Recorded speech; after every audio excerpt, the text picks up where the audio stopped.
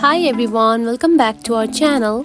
In today's video, I'm going to show you how to add deposit method to Coinbase app.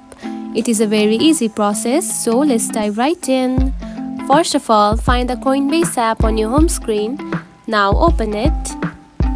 After opening the app, you will see something like this on your home page.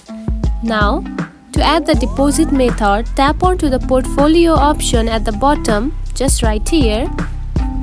Then, here you can find the option of deposit. Now simply tap on it.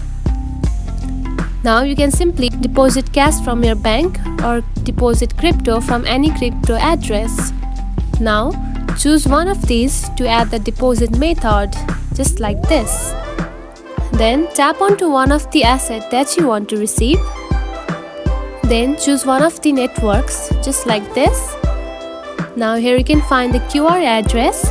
After scanning this QR, you can simply receive the Bitcoin and you can simply deposit it. And you can also deposit from your bank account, just right here.